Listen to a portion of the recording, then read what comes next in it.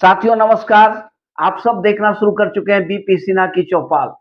मित्रों, कल supreme court के दो जजों ने मिस्टर संजीव खन्ना और मिस्टर दीपांकर दत्त ने केजरीवाल को अंतरिम जमानत दे करके एक ऐसा फैसला कर दिया जो भारत के न्यायिक इतिहास के लिए काला अध्याय साबित हुआ। और एक भारत के न्यायिक इतिहास के लिए कल का दिन एक काला दिन कहलाएगा। और ऐसा इसलिए कहा जा रहा है कि दोनों जजों ने नियम कानून संविधान की धज्जियां उड़ाते हुए तमाम तर्कों को, विपक्ष के तर्कों को रौंदते हुए सिर्फ अरविंद के अभिषेक मनु सिंघवी की बातों को एक्सेप्ट किया और अरविंद केजरीवाल को 20 दिन के लिए 1 जून तक के लिए रिहा कर दिया चुनाव प्रचार करने के लिए।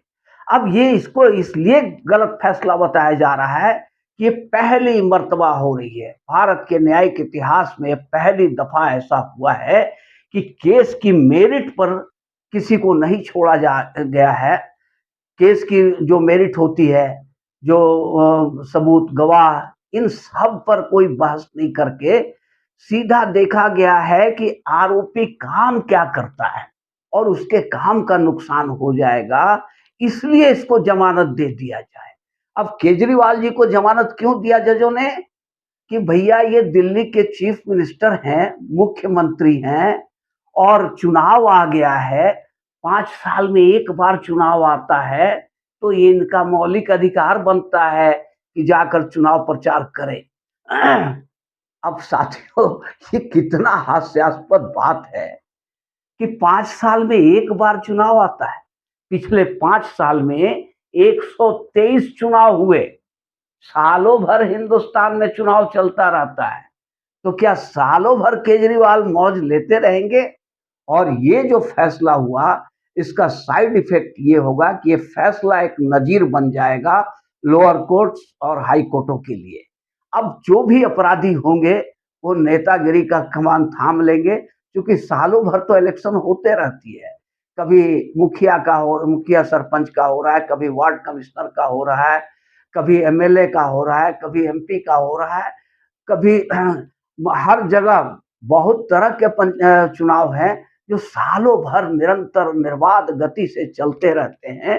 तो अब कोई भी नेता जेल में नहीं रहेगा। जब भी चुनाव आएगा वो सीधा वो नजीर दिखाए कि भैया आपने केजरीवाल को छोड़ा था, तो उसी ग्राउंड पर हमें भी छोड़िए।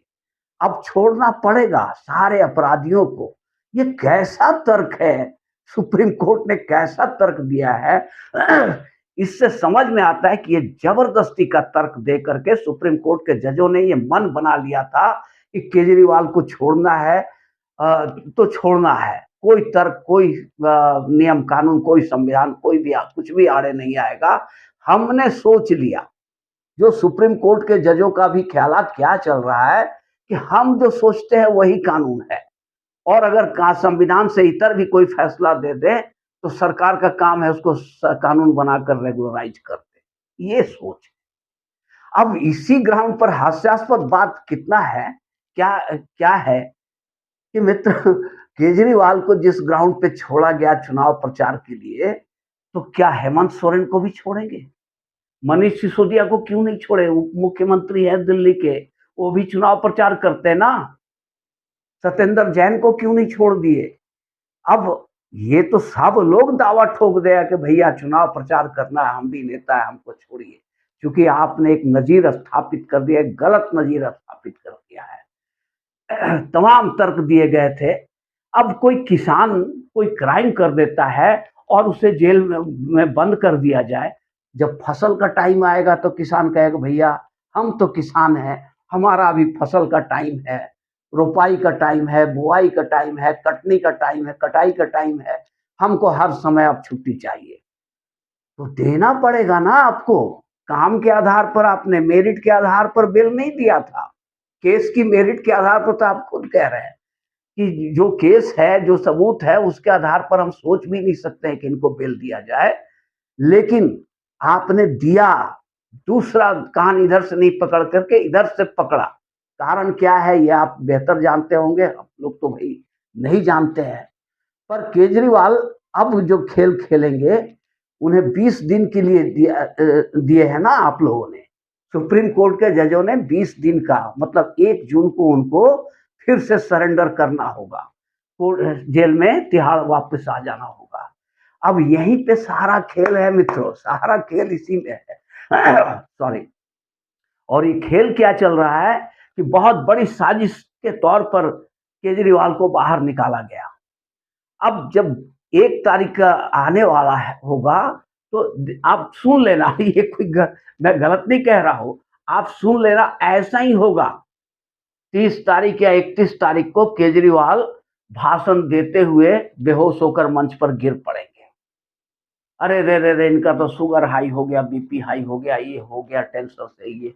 अब इनको मेडिकल ग्राउंड पर छूट दिया जाए तो ये छूट का मजा लेते रहेंगे। अभी तो इन्होंने 20 दिन सिर्फ दिखावे का है, हाथी का दांत है। हाथी का दांत दिखाने का अलग होता है, खाने का अलग होता है।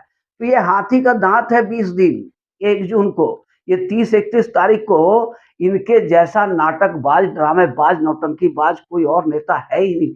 ना भूतो ना भविष्यति, ना भूतकाल में कोई हुआ था, ना भविष्य में किसी के होने की संभावना है। तो ये क्या करेंगे कि 30-31 को एक ड्रामा होगा कि भैया केजरीवाल तो बेहोश होकर गिर गए, इनकी तबीयत बहुत सीरियस है, अब तो इनको मेडिकल ग्राउंड पर जेल से छूट मिलनी चाहिए।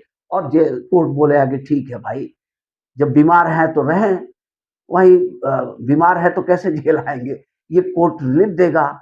यही करते ये खेल चलते चलते 2025 का विधानसभा का चुनाव आ जाएगा। अब तो भैया चुनाव आ गया, अब तो हमें चुनाव प्रचार करनी है, तो हम फिर कैसे जाएंगे? तब तक किसी और स्टेट का चुनाव आ जाएगा, किसी और स्टेट का चुनाव आ जाएगा। ये सिलसिला अब लंबा चलता रहेगा।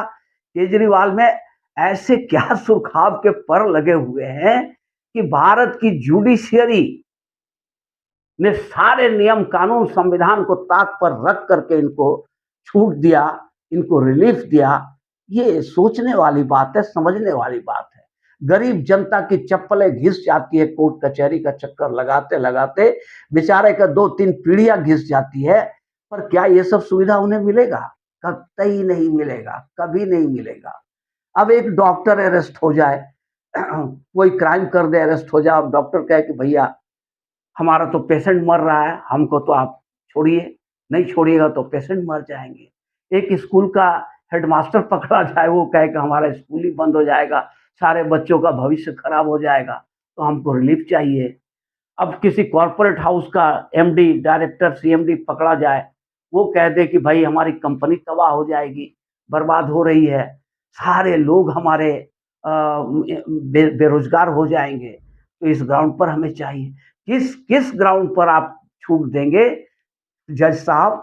ये सब सोचने वाली बात है। आपने बहुत गलत किया है और जनता में सख्त नाराजगी है। जनता ने इसे सिरे से नकारा है और जनता में भारी नाराजगी है, जो आप समझ नहीं पा रहे हैं कि ये खेल जो आप लोग 2014 के पहले चलता था, अब नहीं चलने वाला है। अब जनता जागरूक हो चुकी है, राष्ट्रवाद की चेतना से ओत-प्रोत हो चुकी है जनता।